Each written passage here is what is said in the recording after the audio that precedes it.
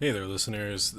First off, thank you so much for everyone who tuned in to and downloaded and listened to our first band showcase episode with Joseph from Taking Alpha. And thank you guys for listening to his upcoming EP and just listening to the episode and going to check out their Facebook and showing them some support. It really means a lot. It means a lot to Joseph as well. You guys are amazing listeners, and I'm glad, and so is Cody, that you guys are really liking these episodes so far.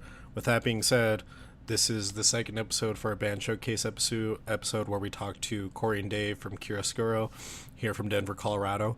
It was a great episode. I had a lot of fun recording and talking to them and hanging out with them, and I'm sure you guys are going to like it as well. All right, let's jump in it.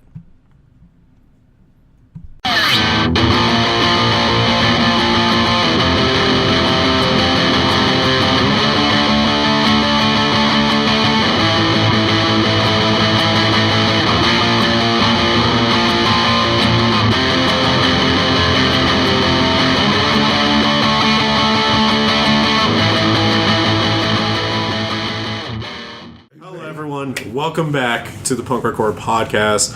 I'm by myself today. Cody couldn't be here today for our second band interview. And today we have Kjaroscuro with Dave and Cory. How's it going, guys? Sup? Good, man. How are you, man? Good. And thank you guys for coming on in and jumping in on this interview. Like it was great to get you guys in here.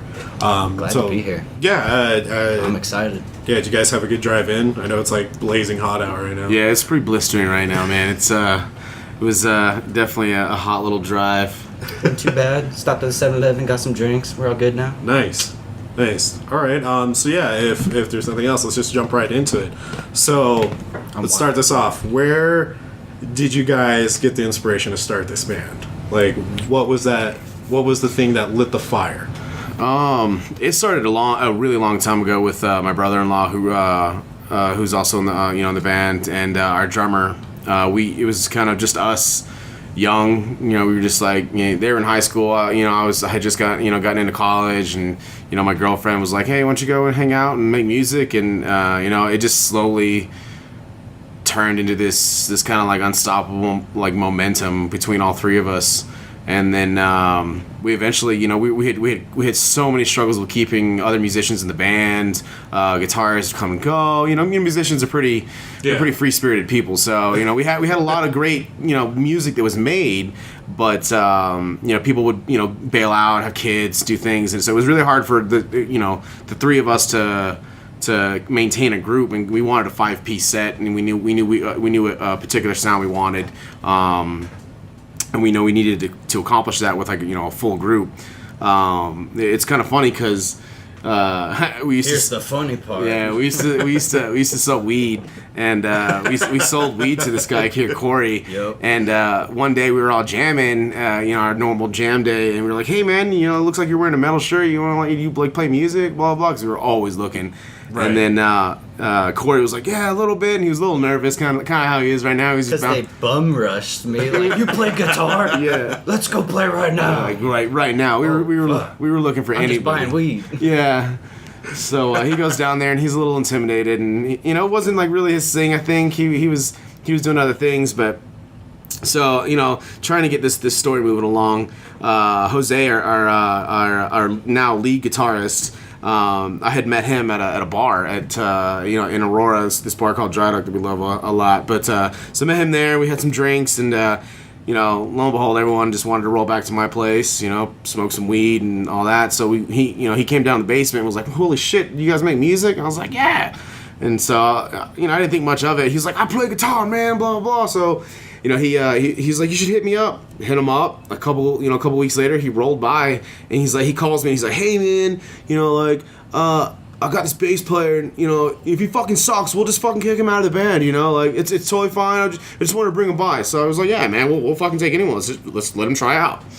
And then here comes this fucking purple car that came to my house all the time to buy weed, and it was kind of funny. It was kind of like destined to be that this guy came over to play bass, and then that's kind of how it all happened. We all had been in bands that had been unsuccessful, and couldn't get it to the point where were gigging and coming up with like a solid sound and dedicated to like making something. And these guys were looking for that, right? And and we were looking for someone who was looking for that as well.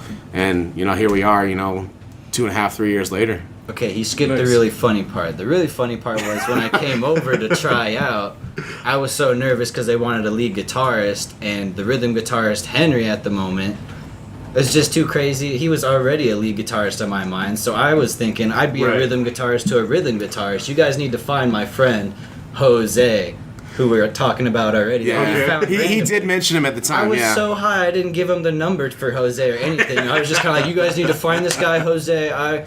I swear to God, he's going to be perfect fit. And, yep, lo and behold, fate must have just given them Jose to give me to this band. I don't know how it all happened. It was just meant to be. We all had struggling bands before until we all came together, and this is the best project we've all had so far. It's very funny how weed and liquor kind of all unite us together, right? Yeah. It's the most chill way that you guys totally, like, came together. Like, just,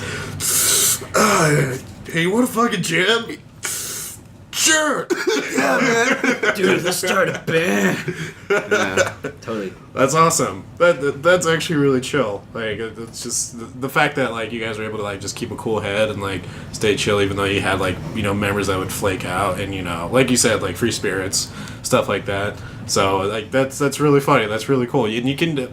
I looked at some of your guys' shows that you post on Facebook, like some of the videos, and you could definitely see that there's like a definite like synergy between the group of you when you're on stage. Like you guys are definitely in tune with each other, and so like that sells a lot of shows, in my opinion, is because obviously you can get a lot of guys who are great with instruments and great with their music, and they're good at it, but when they have that synergy, like it's an entirely different show. Yep. So that's awesome. Going forward though, so we need to talk about this. How did you guys decide on the name? I'll let David take care of that. All right. Yeah, it's been kind of like this struggle, and like it's been kind of like this idea that I loved. So as the vocalist and the writer of all all the music, I was like I tried to take it upon myself to constantly search and read, and if you have like the dictionary Ep.2, you get the word of the day. Right. And quite a few years back, the word of the month was Kjaroscuro.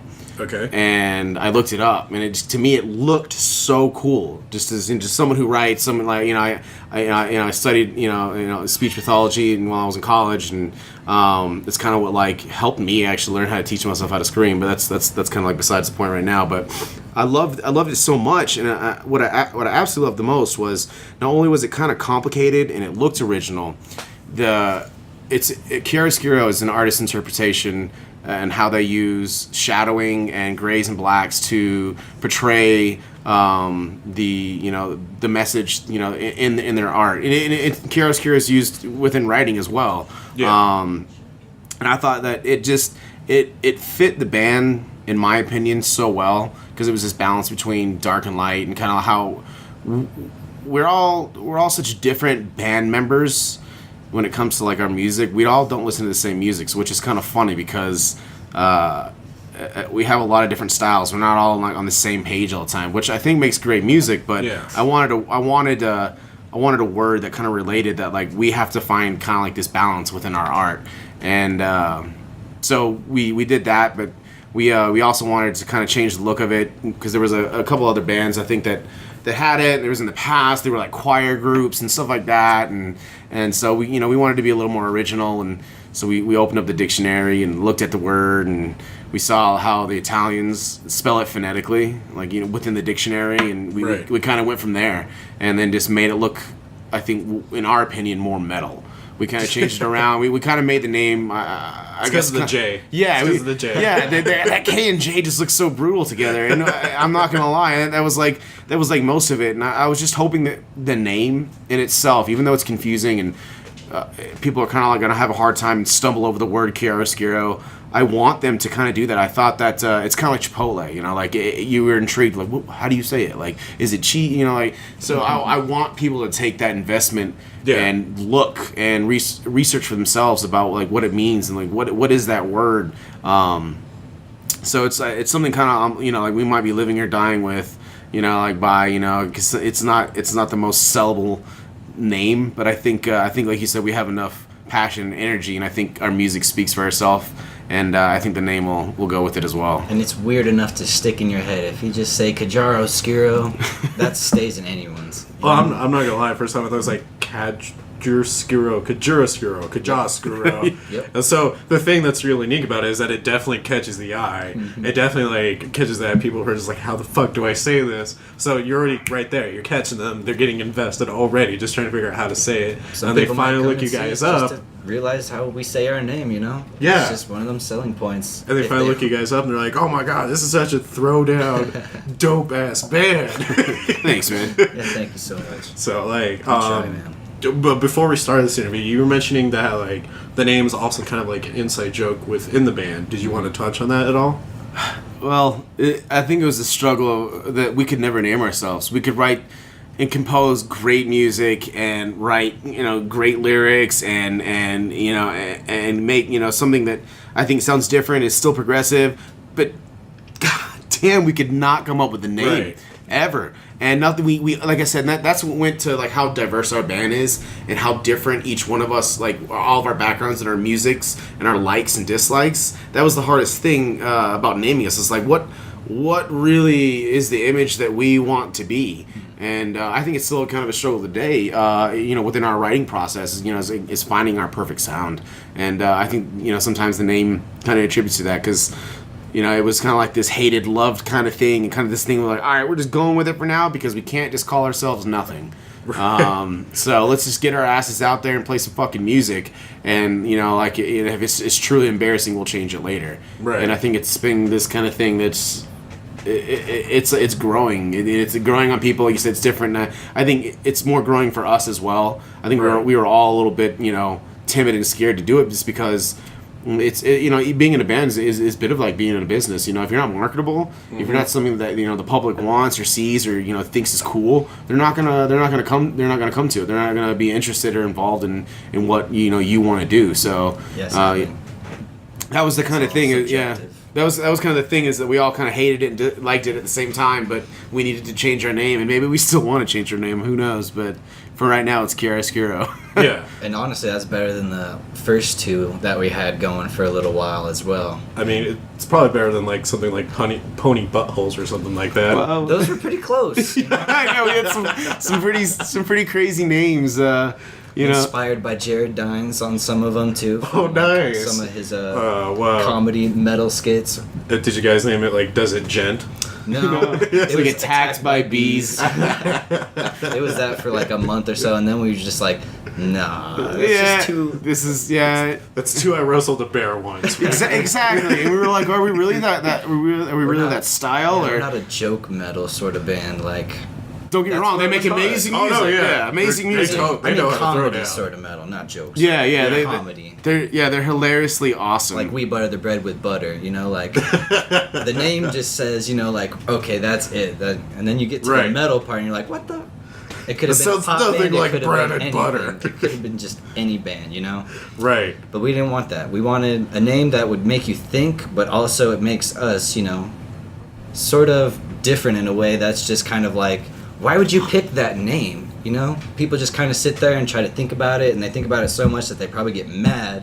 Right. And it's just kind of like the metal process. Once we sort of have that music that we really, our first album maybe even, to back that name up, it's just gonna, put that whole picture together in my sort of sense. Right. It's a story sort of name. It's not just Poison, Yeah. All these bands that have these perfect names already, I mean, it's all been done.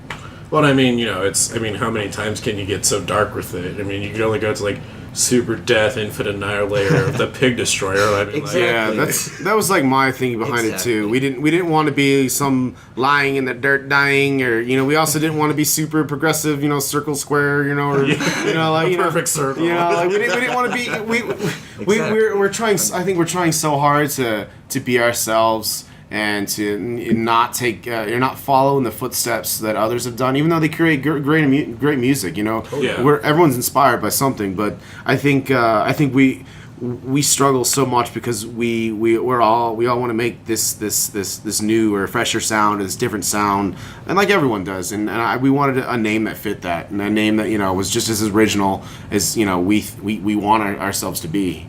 So yeah. So I mean, you're talking about like inspirations, and you're talking about writing. So what goes into your writing process and writing riffs? Like, what is your inspiration for that? And I mean, how do you guys like even nail out a song? Shoot.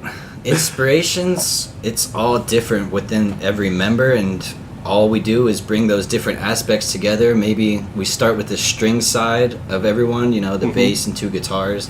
One of us will come up with a riff, and it just kind of builds from there, sort of thing. And once we have a solid structure on the string side, we can show everyone else, mostly David and the drummer, kind of what we're thinking of a song, and they kind of throw in like, oh, it would be cool to have this stop or breakdown or anything happen right here.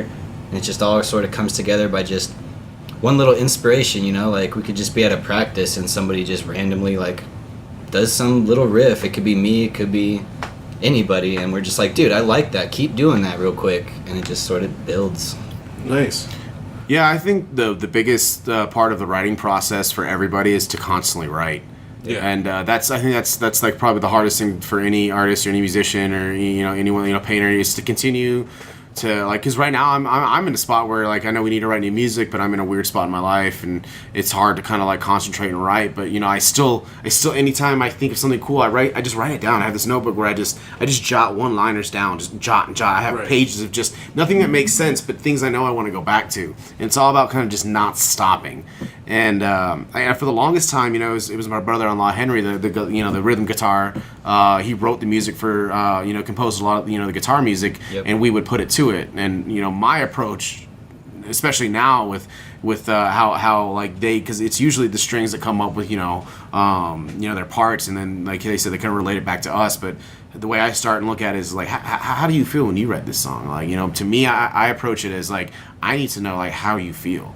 Like, or do you feel sad? Is this like a melancholy, even though it's aggressive music? Did this come from somewhere we're sad, or you're angry, or fed up, or or you're lost, or you're happy? This is and I base my lyrics off of that, and I take my own inspirations, and I do my best to try and relate what they feel, because I think that if someone who's composing music listens to something that matches what they've made, it becomes even deeper for them. Like there's more of a connection. Yeah.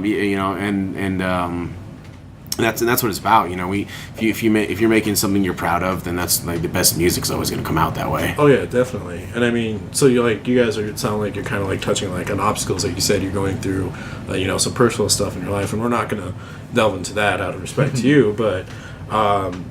Speaking on obstacles in general, what have you guys faced as a band, or even maybe personally, that you were able to like overcome? Like, because I mean, it can be a struggle to keep the band going sometimes when you guys aren't feeling like you're making traction. Like I understand that feeling. So I mean, what obstacles have you guys ran into? Everything that really a family has come to have problems with. That's kind of what we become. I mean, when we all have different problems or so, we sit down and we talk about them, and we try to make a solution instead of just let it fester. Yeah, we're more or less all about communication, and we really try to understand when somebody's pissed off, or if they're sad, and we're just like, what's going on, man? Like, we don't want anyone to quit, sort of things, because we all care about each other in sort of a family sense. We want every one of us to succeed. Nice. So that's just kind of what keeps us all going as well. I mean, we all have those hard times, but we know that there's 4 other dudes in the world that's trying to fucking, make that shit right for us and try to get this shit better. Yep. And that's all we can do is just communicate with each other and just try to... It's mostly, the struggle is trying to get practices, like 5 guys to have 1 or 2 days out of the week that we can all come together. 5 different schedules is just... It's hard at times, and I can understand why a lot of bands don't really make it, because 5 different lives is really hectic. But I think when we all started, we all sort of came to a sense that if we want to make this a career one day, we have to think of it as sort of, we leave our personal problems at the door until they're ready to be, brought in, because once we're there, we're ready to just move forward with the band stuff and, you know, get that done first because that's what we're there for, and then care Right. about what's going on underneath. Yeah. Definitely. I mean, it's like what you were saying. Like, you know, you got to kind of look at a band as like a business. Yeah. And so in that sense, like you have to take care of your bottom line. And at this point, the bottom line is you guys. Totally. Like if, you know, if no one's like, you know, in tune and everyone's not okay, you know, eventually something's going to fall off. And so that's awesome that you guys are just like, let's figure this shit out. Let's take care of each other. Because, I mean, you know, I've been in bands before, and I'm sure you guys have, where it's like, as soon as there's a personal issue that comes up in one of the band members' life, if, you know, they're not committing or whatnot, they just kick them out instead of, like, delving in. And the fact that you guys are willing to take time with each other and figure out what's going on, like, that's really inspirational, and that's, like, really good to see. And, like, that even kind of goes more into, like, that synergy that you guys have on stage, because you can definitely see that you guys take care of each other. So, I mean, right on, man. Yeah. We definitely try. It does get hard, like I said. I mean, for other dudes to try to worry about while you have your own problems as well. It gets hard, but we all sort of, you know, just figure it out somehow. And if we really need the help from somewhere, I mean, we're always just venting to somebody. But if we do need that help, we know that those people will be there, either to move or, you know, equipment failure, Right. anything like that. It's just, it makes life a little easier knowing, like, your band is also your second family sort of sense. Like, we kind of all came together, you know, with shitty gear, and we grew together with that. And Yeah. it more or less became about the people are the most important part. You can have any instrument that is shitty as hell. If you Yeah. can play that instrument well, that's what makes the instrument. Most bands, they just kind of care about this sort of gear over playing sort of aspect, you know? And that's where they kind of fall short. I mean, you can have the nicest gear ever, but if you're just playing bar chords for like 3 minutes straight, nobody cares. That's boring. Nickelback did that a while ago, you know?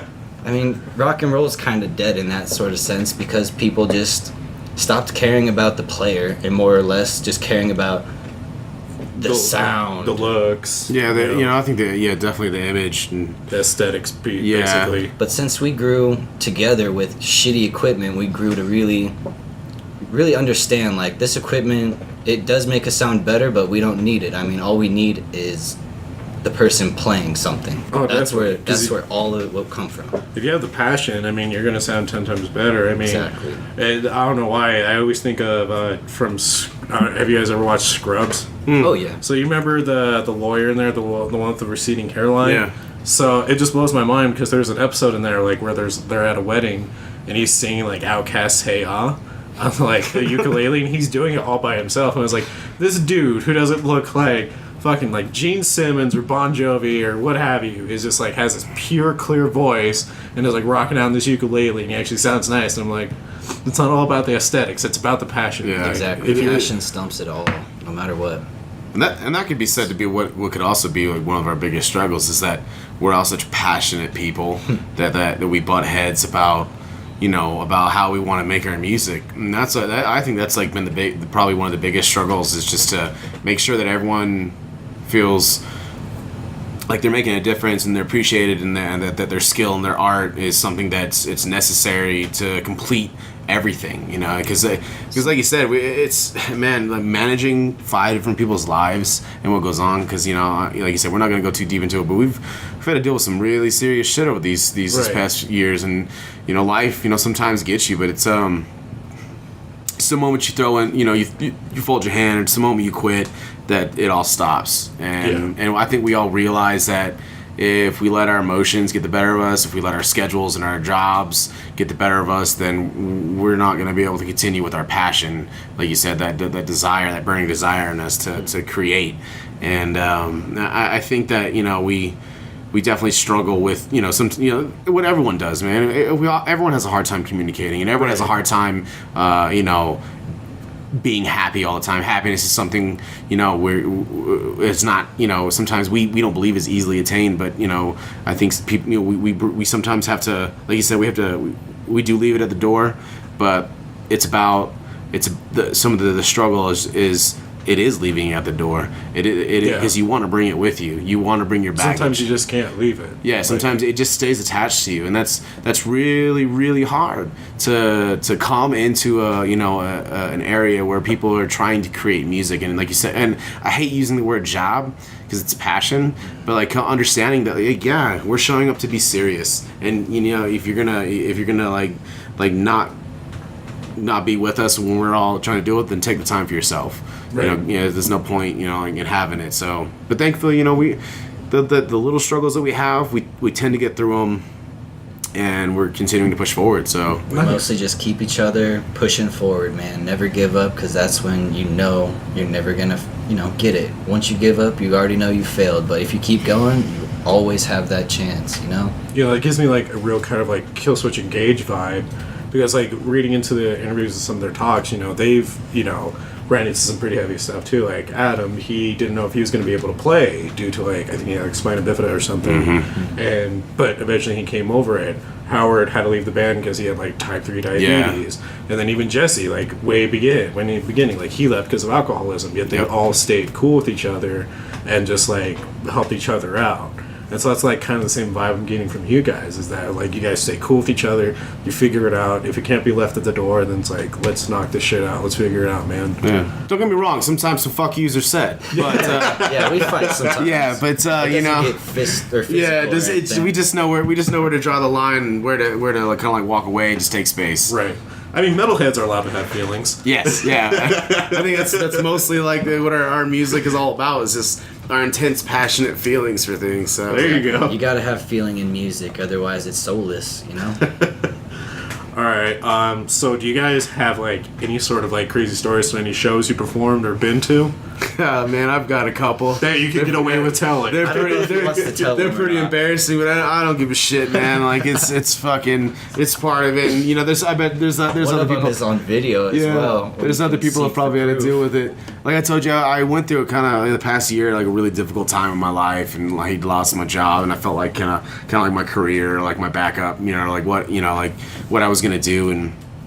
But I didn't quit, like kind of like we said, like even though I wanted to quit, even though I wanted, I battled with thoughts of suicide, and I battled with thoughts of wanting to quit the band and like leave everything, and like for no good reason, just other than the fact that I kind of hated myself for a really dumb reason. But everyone kind of goes through those moments. But I worked really like I was working this job delivering for Amazon, and man, I had worked like really hard, and I had worked all day and I hadn't really eaten, so I just chugged a bunch of energy drinks and shit. And we got to the show, and I started drinking, and it was it was such a miserable show. It was at the Lions Lair, and these cool guys, but they played this weird. It just wasn't our style. I just put it that way. We did not fit the bill, and we went on dead fucking last. I mean, was this a pop show? You can say no. It was like a doom metal show, and then we were like real like thrash metal compared, but we're not thrash metal. Yeah, it's just our show.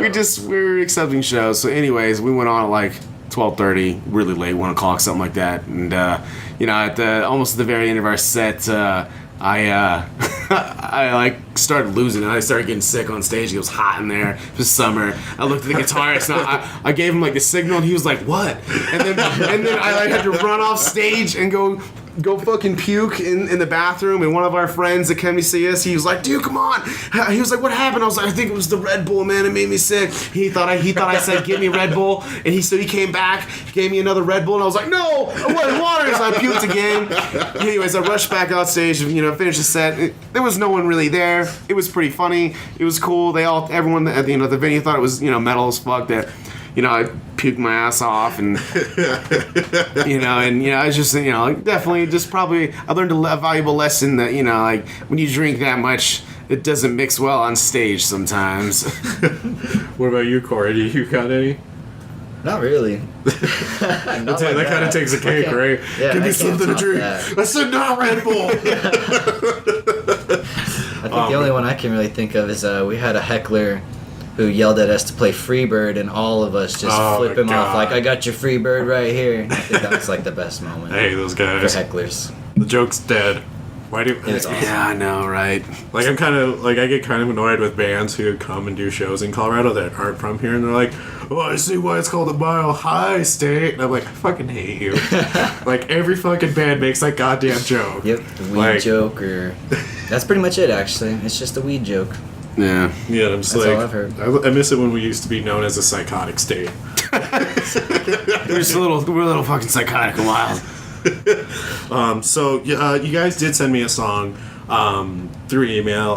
Let's talk about it. Let's talk about the title of it. Let's talk about what went into it. So do you guys want to introduce what that song is? Yeah, it's called Corporatize. Kind of a little play on word, because it's a song about kind of what we all love, corporations, right? Yeah, but the best.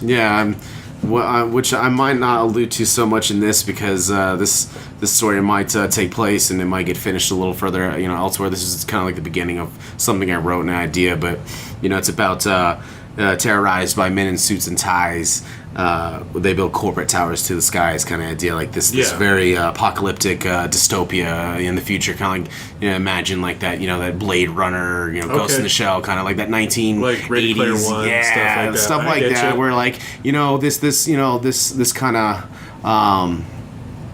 this idea of augmentation and technology. I wanted a more real kind of like approach to sci-fi, kind of like we're saying what we might be heading towards, as a culture and a species and as humanity. Like this could be like what it is, and it's kind of like this thing that I hope to finally finish and write, conceptualize, and have a big story about it. But this was kind of like the prelude to everything, and just something I needed to write and get out, and I made Corporatize, and I needed something that was really like it was the first time we really wrote something that sounded not like what we had written before. It was very aggressive, and it was very fast. Not like we weren't aggressive and fast, but it was just, for once, it felt more organized, and we weren't piecing things together in the way like we all got to add a part instead of how we used to write, where it was old songs and then people learning. So it was the very first song that we kind of got a chance to tackle all together, and add our own separate parts and made this song together. And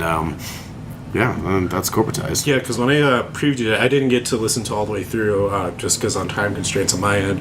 But when I previewed it, it was definitely like slamming. When that thing popped up, I was like, this is definitely a banger, like straight up. Like this is a thrasher, guaranteed. Like fuck shit up to this song. Yeah, it's made for you to fucking just pump your fucking fist, bump into people, shove people, whatever. It's it's definitally one. It was getting me pumped up. I was like, I was about to like push Lauren and be like, "What's up with this pit?" Yeah. Then she just look at me and be like, "What? What is wrong with you?" God, we're at home. Stop. Help it. Song. So we're running a little out of time, so we won't be able to finish all the questions, but I do have at least time for one more for you guys. Cool. Make it quick. So if there's someone new coming to your show, what would be your 10-second pitch to them of what to expect from a Kjaroscuro show? Don't really know. I mean, it doesn't have to be 10 expect, seconds in general, but mostly just expect a lot of riffs from a lot of different sounds, all kind of mixed together to make one sound. So nice. Really, what we tell people, if you don't like the way a riff sounds, just wait maybe like 20 seconds and it's going to be completely different anyways. So there's always going to be something you're going to like within each song, because there's nothing we really do that repeats. I mean, we did do it a little bit with the song that we have, because we're a very linear band. We write everything. We don't really have any hooks. Yeah. We write, and I think that's something that makes us different. We're a very linear band. Yeah, we kind of we're just like at a full sprint almost all the time. We have things that relate, and musically that relate. And my pitch has always been that like you'll find something that you like, because we're passionate about our trade, or whatever you want to call it, our music, our style. We're just passionate, and you will see that passion on stage, and you'll hear it in the music. Even if you don't like metal, even if you don't like this type of music, you will be impressed by the fact that, like you said, we have that synergy and that we have that passion, and that's what we want people to see the most. Because if they see that you're happy and you're passionate and you're putting so much hard work into it, then obviously what's beneath it, it's gonna you get a chance to dive even deeper. So you like get more into all of our thoughts. What truly does this mean? So I think that's my pitch, is that we're just passionate. And I think that's something that we're really hitting on here is passion. I mean, you could be a country fan, you could be a hip-hop fan, you could be a pop fan, but I think you can also appreciate an artist in another genre that does generally have passion with what they do. And that's something you guys are definitely bringing to the table and that you're bringing out of the Denver scene. And, not saying that any other bands aren't, but like for an underground, doom, thrash, in-your-face metal band to bring that much passion with their music is something to admire, and it's something that you want to see on stage. And so, with that being said, I honestly hope and really hope that you guys make it and that you guys do get more recognized, and I hope this helps you get more recognized. I really do, because I think you guys really deserve it. Thank you, man. I hope we get you more recognition too, man. Aw, shucks. Should we all just kiss now? I know, right? It's all me. Circle Let's turn the camera off first. Oh yeah, there's GoPro camera. There's sexual footage. I forgot. Okay, with that being said, we are unfortunately at the end of this. Cool. This was an absolute blast. I'm sad though. Where do you want people to check you guys out? Right now, it'll all be through Facebook, and then once that grows a little bit, because everything is about the drop. Where we have our first EP finally, it's fully recorded, it is ready to go, it's mastered. We're waiting on album work, the process of just getting everything paid. We're getting all of our t-shirt merch. We got a brand new custom name made for us. We got a EP cover, an custom image font, custom font, custom font, excuse me, a custom font. We're getting all the work so that when we actually hit the scene again, everything's going to be back on iTunes and or Spotify, and it's something that everyone, it's just going to be right in your face. Definitely shout out to DistroKid too. That's what we're going to use for all these online mobile thing. If you haven't, guys, man, that shit's fucking, yeah, I hear they're pretty good. Yeah, totally. Yeah. So when your EP, do you guys have an idea when that might come out? It's gonna definitely be late July, kind of like early August. Okay. We're just kind of waiting for the CDs to kind of like finally get finally designed, and then we're gonna get it shipped. So once we get a little bit more money. And do you got a title for it, or is it self-titled? It's called Sudden Fate. Okay. Kjaroscuro Sudden Fate.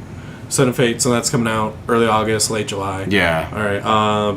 So yeah, and we'll obviously include in the episode notes. You get the links to your guys' Facebook, and that's where you're gonna let everyone know where to get shirts and get albums and everything. Nice. Yeah, we'll have it all kind of done up. Once it's all kind of finalized and it's here, we're all just kind of waiting for it all so that we can all just do it all at once. And then I want to get us booked for kind of like a coming back show, because we've taken a little bit of a break, and come back and have an album release show and sell the merch and have the stickers and have the albums, and so everyone can finally have something tangible. Because I feel like that's what's held us back, because we haven't had anything tangible yet. Great music, nothing tangible. Nothing even recorded for a while. That's too a process, maybe for another interview, but that just took so long for us to try to master our sound as well. Because I mean, when you're committed, you have the passion. You want it to sound good. We wanted it to sound as best as we could. It was like a year and a half, 2 years to just get recordings right. I mean, we just re-recorded, and that was one of the things we all fought about too, was when the fuck are we gonna have recordings? Yeah. So we're finally freaking getting to that end. We're finally there. Nice. The end is in sight, and we cannot wait to actually write new music now. And come back to the fucking stage. Yeah, man. we want to get back on. I've had to turn down people and be like, we're just waiting for this shit, but we're gonna come back, hit the scene hard, and we're writing new music. That stuff's in the past. We're still looking towards the future.